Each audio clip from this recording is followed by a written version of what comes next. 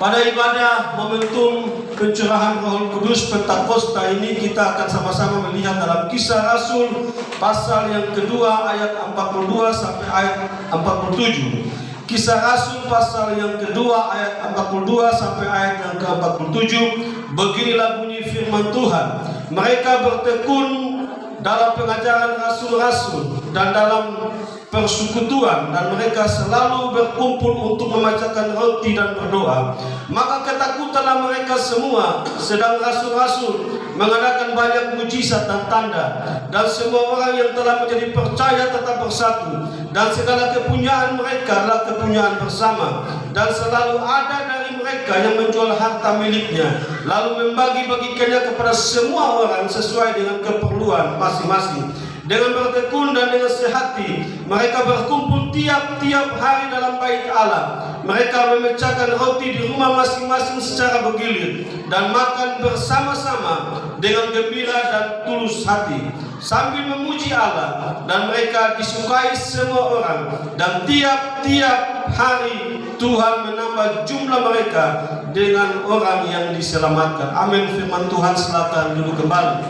Bapak Mama sekalian yang saya kasih dalam Tuhan Yesus Kristus, dalam momentum hari Pentakosta ini, tema firman Tuhan adalah Pentakosta. 1, 2, 3. Pentakosta. Apa itu Pentakosta? Pentakosta adalah hari yang ke-50.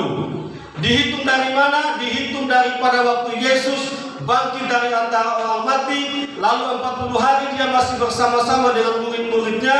Dia masih mengajar, dia masih menasihati, dia masih menuntun dan membimbing murid-muridnya. Setelah 40 hari Yesus naik ke surga, dia berkata kepada rasul-rasul Allah untuk jangan tinggalkan Yerusalem, tetapi bertekunlah di dalam doa, sebab nanti ada pencurahan Roh Kudus. Maka pada genap 50 hari setelah Yesus naik ke surga, dari kebangkitan Kristus, Yesus naik ke surga, 10 hari kemudian turunlah pencurahan Roh Kudus dan firman Allah digenapi bagi umat Tuhan. Amin.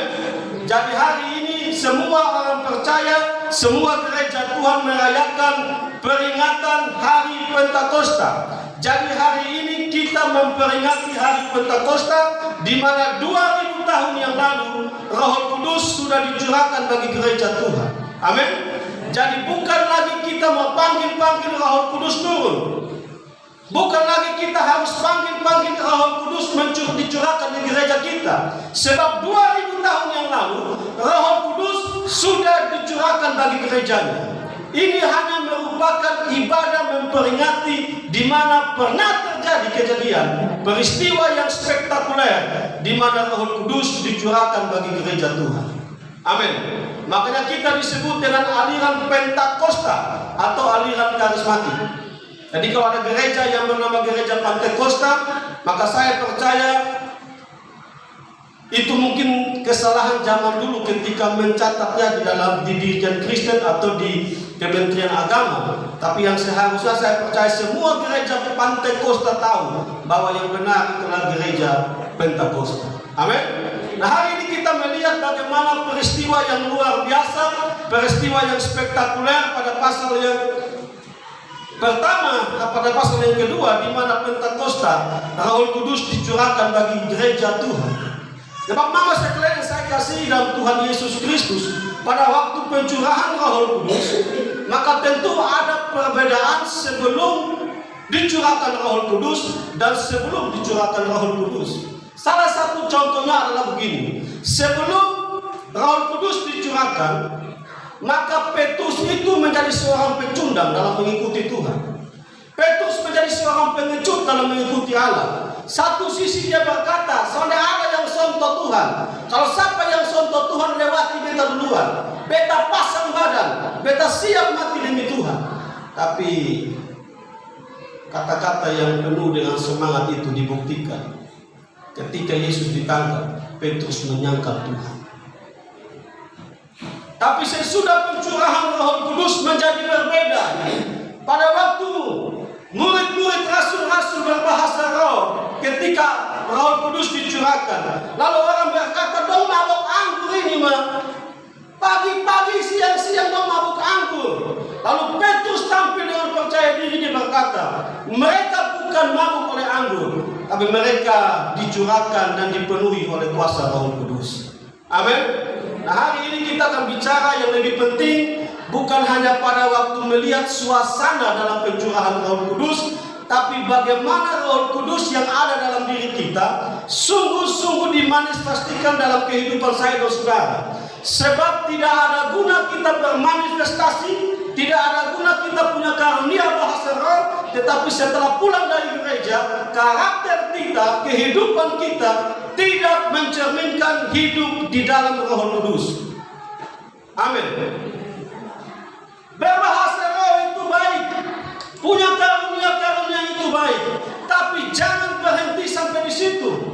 Tetapi harus dituntun oleh Roh Kudus sehingga karakter kita dari hari ke hari, dari minggu ke minggu, dari tahun ke tahun, kita memberikan tanda bahwa kita dipenuhi oleh Roh Kudus. Amin. Orang yang dipenuhi Roh Kudus sudah pasti dia sudah terima Roh Kudus. Tapi orang yang sudah terima Roh Kudus belum tentu dia dipenuhi dengan Roh Kudus. Kenapa? Sebab orang yang dipenuhi Roh Kudus kehidupannya menjadi berbeda. Nah, apa itu dipenuhi oleh Roh Kudus? Singkat saja sebelum kita masuk pada tiga poin yang kita bahas pada pagi hari ini. Dipenuhi oleh Roh Kudus adalah ketika pikiran, hati dan tindakan kita dituntun, dikuasai oleh Roh Kudus untuk menuntun kita kepada kebenaran Tuhan. Amin. Jadi kalau saya dan saudara mengaku saya ini penuh Roh Kudus, maka pikiran kita, hati kita, jiwa kita, tindakan kita harus dituntun untuk mengarah kepada firman Tuhan. Jadi kalau kita berkata saya penuh Roh Kudus, tapi pulang kota masih fitnah orang, pulang kota masih bergosip, pulang kota masih buat kejahatan, maka dipertanyakan Roh Kudus apa yang ada dalam diri kita. Kalau kita berkata kita penuh Roh Kudus, tapi dari tahun ke tahun kita bergereja, tetapi tidak ada yang berubah sedikit pun dalam diri kita, maka kita bertanya, saya terima Roh Kudus, tapi jangan sampai saya belum penuh oleh Roh Kudus. Amin. Nah, hari ini kita lihat bersama poin yang pertama, tanda-tanda yang sejati orang yang dipenuhi Roh Kudus. Jadi jangan puas saja menjadi aliran Pentakosta, tapi harus sungguh-sungguh memaknai dan dipenuhi dengan Roh Kudus. Tanda-tanda orang yang dipenuhi oleh Roh Kudus adalah yang pertama, mengalami pertobatan dalam kehidupan. Jadi kalau kita berkata saya dipenuhi Roh Kudus, maka yang pertama adalah saya dan saudara mengalami pertobatan yang sejati dalam hidup kita. Kenapa saya katakan pertobatan yang sejati? Karena ada pertobatan yang tidak sejati. Hari ini dia menyesal, dia bertobat, besok dia kambuh lagi. Hari ini dia foya lagi, hari Minggu baru dia bertobat. Ini namanya pertobatan yang tidak sejati. Jadi kalau dikatakan kita penuh Roh Kudus, maka yang pertama ayat 41 dan ayat 38 kita baca.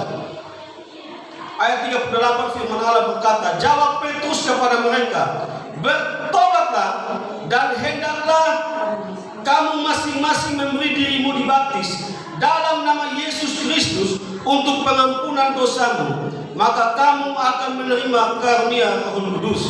Ayat 41, orang-orang yang menerima perkataannya itu memberi diri dibaptis, dan pada hari itu jumlah mereka bertambah kira-kira 3.000 jiwa. Jadi salah satu tanda orang yang dipenuhi Roh Kudus adalah saya dan saudara harus mengalami pertobatan yang sejati. Petrus berkata, bertobatlah dan masing-masing beri dirimu dibaptis. Baptis merupakan simbol pertobatan, sebab tubuh yang lama yang fana dan hina ini dimasukkan dalam air sebagai gambaran kematian Kristus, lalu dibangkitkan menjadi ciptaan yang baru dalam kebangkitan Kristus. Baptisan merupakan sebuah tanda pemataian bahwa saya dan saudara sah menjadi milik Tuhan. Maka dipenuhi Roh Kudus adalah dia harus mengalami pertobatan dalam kehidupan. Amin. Kalau saya dan saudara dipenuhi oleh Roh Kudus, maka kita sadar bahwa dosa itu musuhnya Allah. Dosa itu kejahatan. Dosa itu tidak menyenangkan Tuhan. Dosa itu menghina dan membuat hati Tuhan tersakiti. Maka saya dan saudara yang dipenuhi oleh Roh Kudus pasti tidak mencintai dosa. Apakah kita bisa jatuh dalam dosa? Sangat bisa. Tapi saya dan saudara yang dipenuhi Roh Kudus tidak mungkin hidup di dalam dosa. Amin. Jatuh dalam dosa berarti kita sudah sesungguh-sungguhnya mengikuti Tuhan. Tapi dalam ruang dan kenyataan kadang-kala kita kebablasan dan mungkin jatuh dalam dosa. Tetapi kita benci dosa itu dan kita tidak mengulangi lagi dan jatuh pada lubang yang sama. Kalau tiap tahun demi berganti tahun, lubang yang sama, lubang yang sama, lubang yang sama tetap ada di situ. Itu bukan namanya pertobatan, itu namanya kubangan yang ketong tidur di dalamnya. Amin. Maka orang yang dipenuhi oleh Roh Kudus adalah orang yang pasti mengalami pertobatan yang sejati dalam kehidupan. Kemarin saya dengar satu khotbah hamba Allah yang luar biasa ketika di Surabaya. Dia berkata, kita bersyukur kita aliran Pentakosta karismatik diberikan ruang seluas-luasnya untuk kita bisa memberikan ekspresi manifestasi karunia Roh dalam diri kita. Tapi jangan berhenti sampai pada titik itu. Karena buat apa kita berbahasa Roh, buat apa kita punya penglihatan, tapi keluar dari gereja, kehidupan kita tidak mencerminkan Kristus dalam diri kita. Amin. Makanya Petrus berkata, bertobatlah dan hendaklah engkau memberikan dirimu dibaptis. Sebab itu salah satu tanda orang yang dipenuhi oleh Roh Kudus bukan hanya soal berbahasa roh, bukan hanya soal penglihatan, bukan hanya soal nubuatan, tapi karakter kehidupannya harus berubah, dituntun kepada kebenaran. Amin. Kenapa kita harus bertobat? Sebab